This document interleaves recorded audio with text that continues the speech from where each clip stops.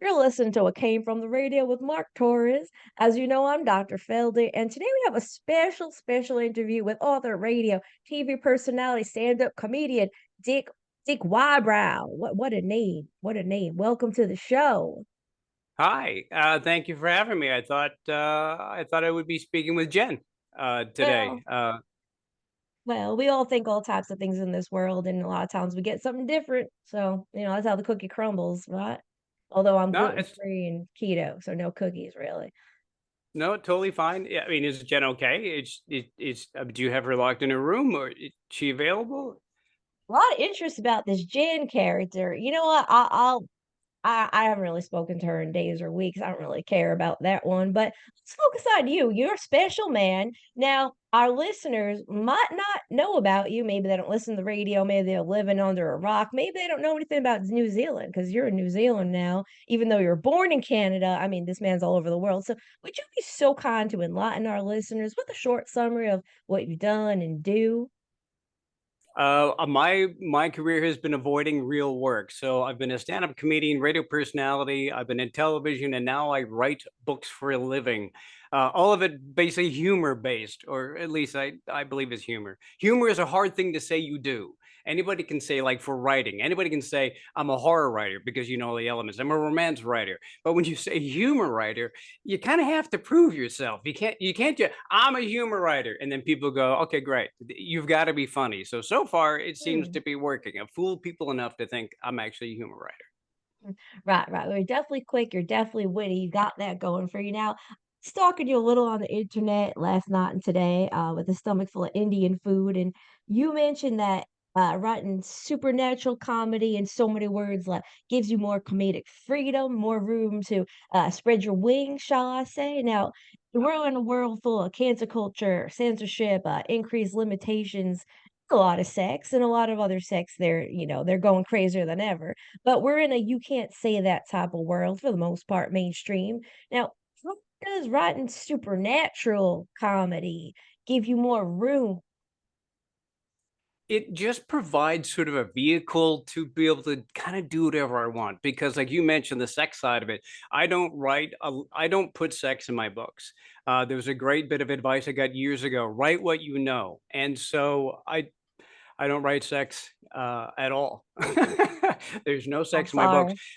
Yeah, well, yeah, it is what it is. But so there, supernatural and fantasy and science fiction, those sort of realms give you sort of a bit of a vehicle to kind of anything goes. As long as you stay within certain parameters, you can create situations and moments, just kind of fun moments between two characters that allow yourself to just explore and be funny. It's freedom to just bend the world to your will. And that's the fun part of creating these worlds. I can create a world from my mind and then sort of insert these characters that just come up with funny things to say.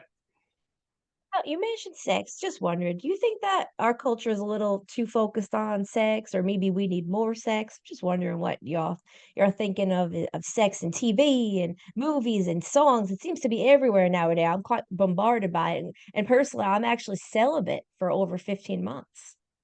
I have I've no been a sex. bit, yeah, no, I think that when it comes to sex, a lot of it is our interest in trying to work out relationships, like how is that working for them? What is it about these two people coming together, breaking through that barrier in a variety of different ways, depending on how you do it, but breaking through that barrier and like maybe it's our interest is we haven't all worked it out ourselves, and so these people Hmm. put this up on TV or in novels or whatever it might be. Maybe they've worked it out. Maybe that's where our Hmm. interest is. It could Hmm. be. It could be we're trying to figure out if anybody else has worked it out yet. And the truth is, none of us have really worked it out. We're all really screwed up in our own various ways. Right, right. I wonder if humans have gotten rid of like body odor, because body odor is a part of the sexual. You got armpits in your face, and I don't know. At least that happened to me a lot of armpits in my face, and that's why I kind of quit, actually. But anyway, back to you. Now you're a seasoned performer, stand up radio, TV. Now, what have you found to be some of the benefits and problems with each format? Now, each one gives you a little bit of freedom, some take us away. Just wonder what your experience were. Ah, man, I can't stand that about stand up, but I love this about radio, or I can't stand this about TV. But what are your thoughts? All of them present in a different way. Stand-up comedy, it's me talking to a group of people on a stage. And there is something about stand-up comedy when you're doing stand-up that you got to be hitting a joke every 15, 20 seconds or so. Some people even faster than that. With radio, it's a different experience because you're speaking one-on-one. This isn't the 1950s. We're all sitting around an old Philco radio. You're talking directly to one person. And that's why I love radio and podcasting, because if you're listening right now, you're not listening to the group of people. Nobody does that. You're listening to this podcast right now, or you're listening to the radio right now, as you're maybe washing the dishes or doing the lawn or driving down the road, whatever it might be. And so radio is a real personal one-on-one experience for that. When it comes to television novels, television is a little bit more like stand-up. You're kind of presenting to a crowd. And with novels, it's one-on-one, but in a longer form. And so you're building a relationship with these characters. So you're speaking to the individual, the reader, but through characters. So each is different in how that style is. And so it's a real trick. It's not just about being funny or a good storyteller. Each medium has a way to present that material in a way that's interesting or fascinating, or something to create a bit of an escape for somebody who's enjoying it. Right. Right. I definitely personally I escape into movies or TV. Stand up doesn't really let me escape. I have to kind of be here in the moment and it's kind of a group thing. And I'm really big into escapism and eating a lot. So for Yeah, me, I can't put on stand up because I'm not going to be able to fade into the background. It's not a drug for me. But we're going to get into well, maybe something you've taken drugs for, and maybe it's why you have all the energy you do as being a narcoleptic. Because I've done that's some right. homework on you and you have narcolepsy, maybe that's why you have so much energy because you're always sleeping. I was just wondering. Now, this is I thought it was the condition where you get spontaneous erections, but I was misread. Now, what, how does not having narcolepsy affect your life for better or for worse? So narcolepsy, for people that don't know, narcolepsy just means you're sleepy all the time. And like right now, as I'm speaking to you, not Jen, Dr. Feldy, as I'm speaking with you, I have to focus directly right now. And when you and I hang Mm, this call up, I'm going to sit in this chair and just melt. I'm putting all my energy into this moment right now. And I've learned how to do that over the years because I am tired all the time. But I tell you what, narcolepsy to me, I don't see it as a negative. When I first got diagnosed with this, like in my late 20s, early 30s, I was like, this is why I'm so tired all the time. Why do I have this? But then I started to realize that with narcolepsy, I see it as a creative superpower. I really do. Because, and I give this is an example I like to give people, when you're lying down going to sleep, you're just about to fall asleep and you get all those amazing ideas, oh, that's really incredible. I should write that down. I'll remember that in the morning. Then you wake up the next morning and you don't remember it and you didn't write it down. But that sort of creative zone that you feel when you're falling asleep and all those amazing ideas come in, I'm there about 85% of my day. And I think that is this font of creativity for me, where I can write these stories and come up with these ideas, these strange things without all these governors we put on ourselves and say, no, don't do that. That's too weird. I embrace that weird. Let's go all in weird. Let's sniff some armpits. Let's do this. very Let's interesting. have this happen. Now, if you can spontaneously fall asleep, I guess you can fall apart too. And you're not Yeah, Humpty Dumpty. I got you mixed up with my previous guest. I actually just interviewed Humpty Dumpty. Would you believe it or not? But that's anyway, amazing.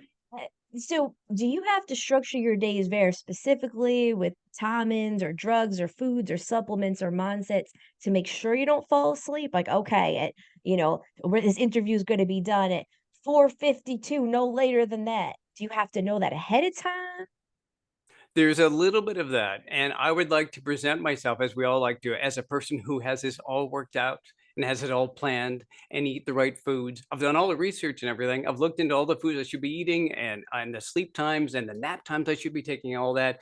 But I really don't do that very well. One of the most empowering things I have done, and it took me a long time to get to this point, is I just tell people. I just let people know ahead of time.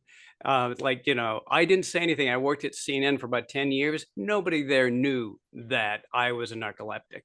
But then years later, at my next gig, I was like, here's the thing, I get tired a lot. And so there may be times when you're speaking that I'm staring and I'm not really there. That isn't about you, that's about me. But I did find that even though it was I felt kind of ashamed for a great length of time, I did find letting people into my world, opening myself up and telling people this is what I'm going through, that for the most part, other people are quite understanding and fascinated by it. Mhm. And so, Right. sort of bringing them into my experience has really helped me deal with this. Right, and that's true for a lot of different things in life, whether it's shame or maybe you're having an affair. And I would never have an affair, but if you tell someone, it decreases the shame, and maybe they can work with you. And I gotta say, you just gave me an idea. If I have some very boring people, I have some very boring patients. I go on and on. Dr. Feldy, my elbow, my wrist, my ankle, my penis, whatever. eh, I could just start telling them I got narcolepsy, a little white lie, a Yep. little psychological lie, and then Why they not? won't get offended because some people are like, "Hello, Dr. Feldy, I'm talking to you," and I just can't help but just roll my eyes and fall asleep. But I guess the rolling the eyes part isn't part of it, but maybe I can work that into something else. I don't know. You can. Well, People don't yeah, know, but people don't know about narcolepsy. They've heard about it maybe a little bit. You can add all sorts of stuff in there. You can tell. There's times with narcolepsy where I just get up and walk out of the room. It's not my fault. It's not your problem. It just I get walk out of the room and get a sandwich. So it's not me. It's not you. It's the I narcolepsy. So I would say embrace it. I'm gonna try that. I'm going to Governor's. Governor's a big comedy club on Friday as a guest.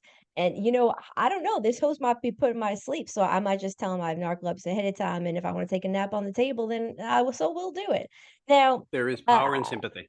oh, that is true. Very nice, nicely said. There's power and sympathy. I like that. Put on a t-shirt, a mug, or maybe get it tattooed on my butt. But Mhm. anyway, I think that for me, the funniest content I've ever made, have ever experienced, is produced unintentionally. And usually as part of serious movies or serious situations or something you shouldn't be laughing at. Now, it's not never stand up. I almost never really laugh at stand up. Sometimes there's one guy, John Ziegler. He gets me going. I can't stop giggling. I also took an edible before it was said. But anyway, now That funny helps. to me is when natural things go wrong from real interactions. And it's real hard to laugh at the scripted content. Very rare. Now, you texted me, quote, TV wise, wait, let's do an impersonation of Dick Wybrow. Okay. TV wise, I find the funny shows can't are not often comedies. As someone a bit more experienced than me, oh, that's not it. You texted me. I find the funny shows are often not comedies. End quote. So, so as someone a bit more experienced than me, perhaps. Why do you think funny is often found outside the world of comedy? Well, first off, I'll say I feel like I'm talking to myself. That impression was so. It's like I'm just speaking to me. I tried. But it was very good. I Thank you. just, I took a look at like Rotten Tomatoes. I'm actually looking at some of the top, according to Rotten Tomatoes, the best comedy TV shows of May 2024. Number one is Baby Reindeer. I don't know if you've seen that. Parts And of then it. there's Baby Reindeer, Bodkin, Gen V, The Hmm, Boys. hmm. So there's all these shows right now considered the best comedies of 2024 of this particular month. And they're not necessarily comedies. I think that right now there's less of that situation comedy, the old Seinfeld years, or All in the Family, if you want to go all the way back, or Family Ties in the 80s, that sort of thing. I think we find humor in moments like the new Fallout show, which is really amazing. And I'm not even a huge sci-fi guy necessarily, or a video games person, but there are funny moments in Fallout. There's a moment where the guy turns and says, "Hey, listen, take me off to this other place," and he's dying. And she goes, "How am I going to drag your body through the desert?" And he goes, "Take my head." and and it's just those little moments, the surprising moments, in shows that aren't necessarily like branded as comedy, that are amazingly funny because they kind of come out of nowhere. And I think some of the best comedy is that stuff that catches you off guard. So some of the funniest stuff, the funniest moments we're seeing in TV and movies aren't necessarily from shows that are dictated as being funny shows or movies. They're just everyday dramas or thrillers or even horrors that have moments of comedy that come out of left field and kind of hit you over the head. Well, speaking of comedy, in another interview, because I've been doing my stalking on you, I would love to see a movie or a cartoon version, preferably a movie with real actors and real wolves and real dogs, about the story you created about there's a werewolf and usually there's a full moon, but you have all this stuff going on about half moons and crescent moons. Could you tell us about that? I thought that was so witty and so fun. So this was, and I wish I could tell you, and this, I think all this stemmed from narcolepsy. So the book series I'm writing right now, I'm just finishing up the fifth in the series. I've written these over about 18 months. And basically it's about the main character's name is Kane. He's a 6'7" French Canadian. But a year ago, he was a wolf. And what happened was he got bit by a man, this wolf, and he turned into a human. So kind of a reverse sort of werewolf idea. And so the fun part of it is when Kane, this 6'7" French Canadian who used to be a wolf, when the full moon comes out, he turns into the standard werewolf. But I, as a creator, as a writer, I was being selfish, I think, in some ways. So I was thinking, I don't want to wait the 28, 29 days, whatever it is, for the full moon to come out, and then I can have fun with it. What about, why is it just the full moon that affects werewolves, right? What about a half moon or a crescent moon, as you were saying? What Right. would he turn into then? And so those are lesser phases of a moon. So I thought a lesser phase of a wolf or a werewolf, that's a dog. So what happens is, if it's a half moon, he turns into this type of dog. If it's a quarter moon, he turns into this kind of dog. And that's sort of been the fun for me. I sort of, you enjoy reading something that somebody enjoys writing. And so I found that joy in creating this, and people seem to like it. And it gives me an opportunity too. You talked about stand up. A lot of stand up, the best stand up I find is sort of observing the human condition. And so I think the people that really are enjoying Kane, and it seems to be something that's resonating with people, is when this man who was a wolf just last year sort of is looking at humans through this animal lens, like what the strange stuff they do and the unusual choices they make. So it's his observation on the human condition that makes it funny. Now, you seem very motivated, at least through a few decades. It seems like you've been very busy with the TV, the radio, the books, the stand-up comedy, and it seems like you have a strong self-belief in knowing you can do something because you obviously have taken things on and someone's either told you you can do it, and they've pushed behind you like a steamroller and pushed you into all these things, or perhaps it's from more internal and you thought you can do this. Now, where does all this self-belief and knowing that you can do it come from? Do you have encouraging parents or proving anyone wrong? I was just talking about that. Is there some people that you're like, I'm gonna prove Salad Jess and Joe wrong? How did they get like this? I think the word I'm looking for when I talk about knowing that I can do this is delusion. I've convinced myself that I can pull this off. I tell you what, there's such great power. You have. There's amazing thing that Carrie Fisher said many years ago, a brilliant creator, obviously. And she said, she talked about all these other people don't know you can't do it. So if you come in swinging, thinking I could, showing off, saying I can do this, fake it till you make it, you'll find that more times, often than not, you can't. It's funny Mhm. about this idea, like you mentioned, the confidence you might have. If I'm moving into a space, like when I first started writing Kane, I didn't know I could do that. I didn't know it wasn't the first book I ever wrote, but it's nuts. It's a nuts kind of story. But so I came into it with all the fake confidence in the world, the deluded confidence in the world, and then people read that and they go, "Well, this guy knows what he's doing," because they Ah, sort of, it's funny, it feeds itself. So if you're about to do something you don't have confidence in, you're about to get up and speak to a bunch of people, whatever it might be. If you fake your confidence, people then get confident in you, which feeds your confidence. So it's this sort of self-fulfilling prophecy. So very you true. come in with the total delusion that you can do something, and you really believe that to pull this thing off, you'll find you get a lot of power and energy from people that are buying into it, and that can power your own confidence. Very true. My first day doing surgeries, I wasn't even licensed yet. I didn't even have any Right, of my schooling with me, I didn't even start medical school yet. In fact, well, that's up for debate, but that's true. I had a lot of confidence and I right, did a lot of liposuctions, a lot of procedures. Did they go right. well? No, but I sure had confidence and I got I, more I don't clients. I don't know 100% if it applies to things like surgery or maybe skydiving. Maybe going in, you might want to have some of that technical prowess, but for something as frivolous as what I do for a living, stand-up comedy or humor or that sort of thing, it works. It's worked. I've done 4 different careers. I Wow, pulled it's off amazing. 4 different careers and, with stand-up and television and radio and being an author, and a lot of it is coming in and just kinda pretending I know what I'm doing, and then, like I say, just kinda getting that energy back from people, and I have amazing, amazing people around me, and those negative people, like you mentioned, because I got plenty when you put yourself out there, you get plenty of haters out there, and I actually use I that as fuel. practice. Yeah, I use it as fuel. I go, that's kindling on my fire because I think I don't want them to be proved right. So I take in that negativity, I throw that onto my fire and say, "Oh yeah, let me show you," and I make it work. If nothing else, I use all that negativity as power for me.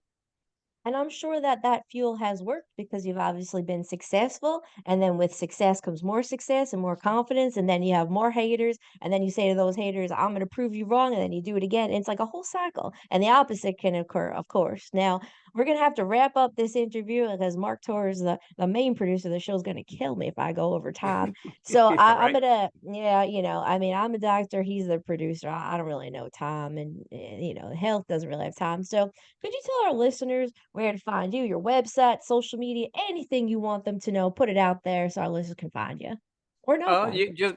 you can just take a look. You can Google Dick Wybrow. I would suggest if you Google Dick Wybrow that you put that in quotes so it's the entire thing. Because if you just Google Dick Wybrow, you might get some results you don't necessarily want. But you can find me on Facebook. I'm pretty active on Facebook, and I love chatting with anybody. So feel free. Go to my website. Go to my Facebook page. I'm old, so Facebook is where I'm at. Well, I've got TikTok and Beautiful. Instagram and all that, but I have more fun on Facebook. So join me over there. Beautiful. And any final thoughts for our listeners? Anything that's on your heart today you'd like to speak out? Yeah, I'd like to know what happened to Jen. Is she okay? Is she all right? Because I am worried. I am concerned. I Would wish I she somebody knew. you conducted surgery on at some point? That early No, no, surgery? not her. She doesn't have the money to cough up. Okay. She's cheap. She's cheap. She's a real That's cheap really one, and she's not that's really getting what anything, Botox lips, I'm not giving her nothing.